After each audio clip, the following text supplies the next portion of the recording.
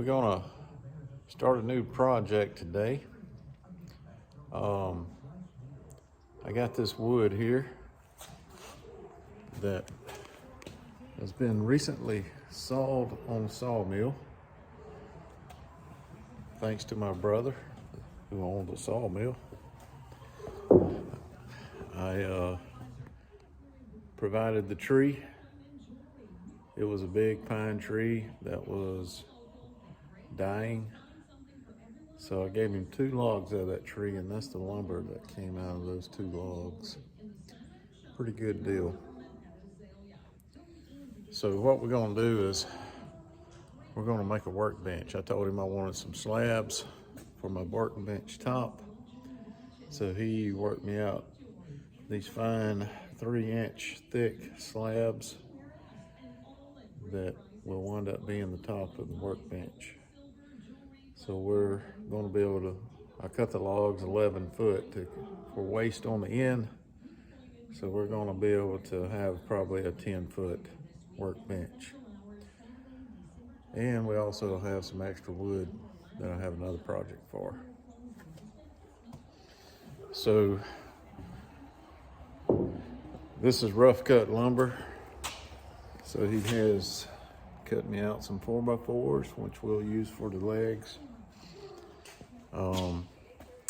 I'll probably run these through this planer here. I ran 4 of them through there so far.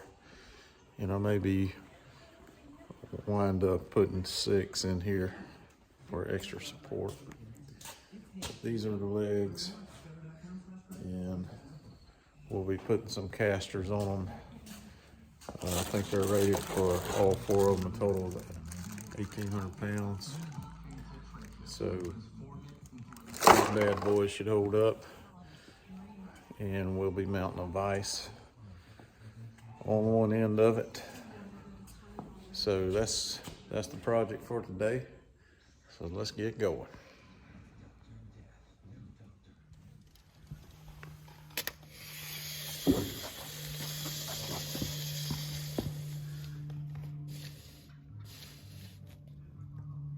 Yep, we can get 10 foot out of that.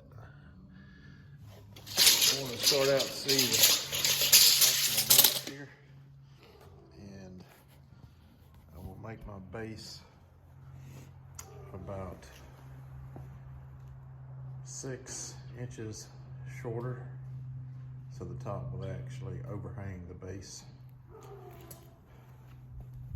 think that'll work out better.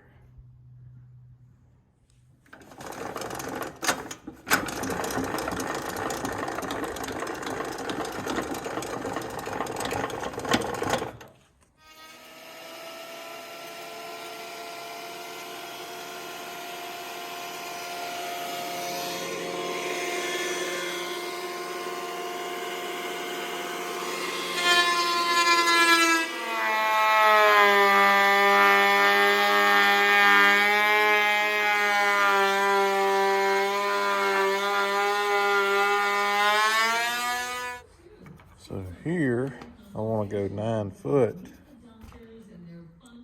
but this face board will be 2 times the thickness to allow the end board, because I want the end board to be sandwiched in between this one and the one on the back.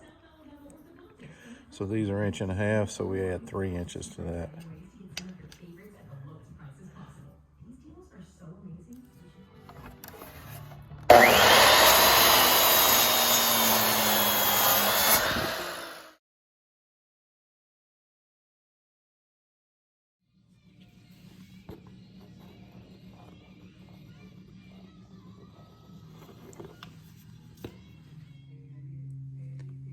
You're gonna want to put you a square on here. Real important. Get everything square before you put all your screws in. Real important.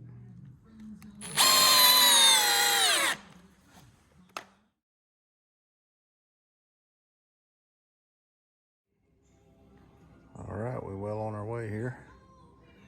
So if this looks a little low, that's okay. because you got to account for the casters, which is 5 inches in the 3-inch slab. So we're gonna get on up to good working height, around 38 inches or so when it's all said and done. So those kind of things you gotta think about in advance. Got it. All right, we're ready to put some casters on here. Got the bottom side up.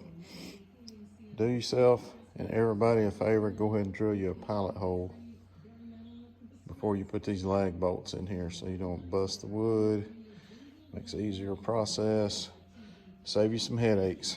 Get you a pilot bit. Check this out. Pick these up at Ross, of all places. $3.99. Them babies are handy.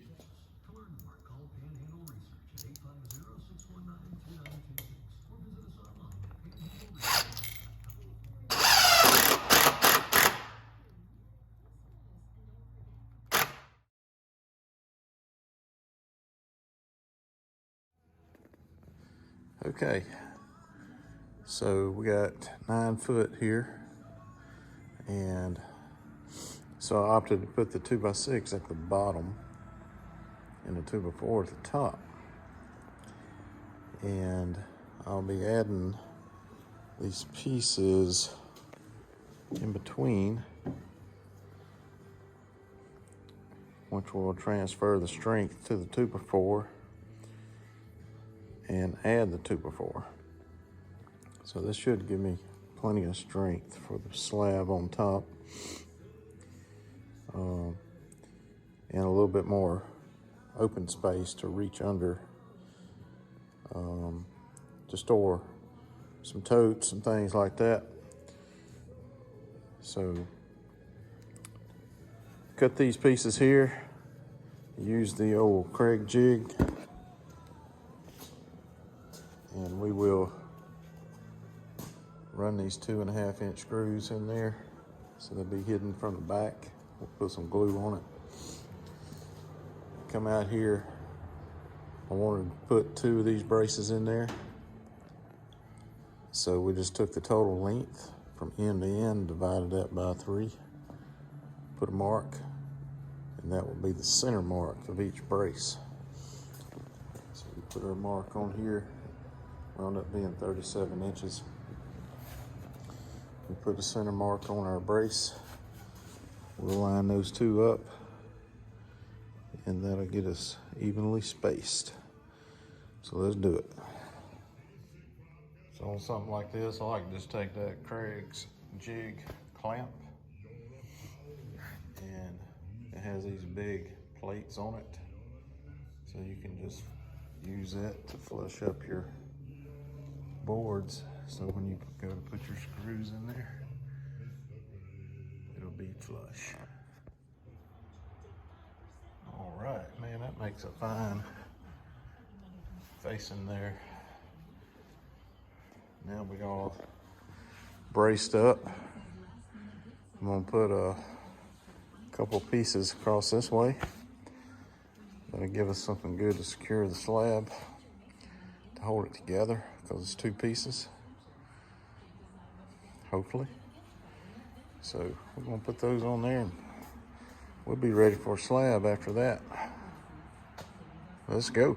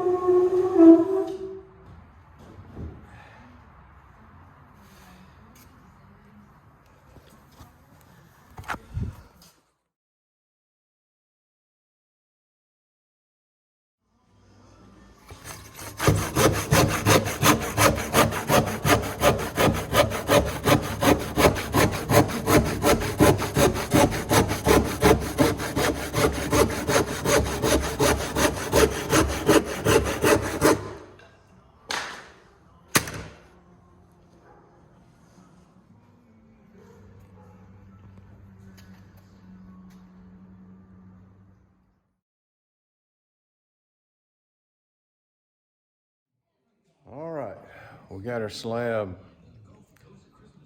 screwed down, glued and screwed to the frame. Now we're gonna put some bracing on the bottom so we can slip a little piece of plywood down there for storage.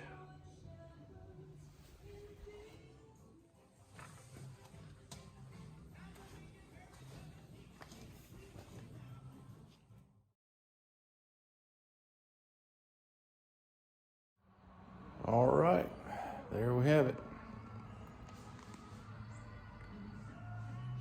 The workbench with the two big slabs on the top. I'll show y'all a picture at the end of this video of the tree that those slabs came from. Actually, all of this wood came from that tree except for the plywood on the bottom. So utilizing our resources, and we still got all this left. Hope you enjoyed it.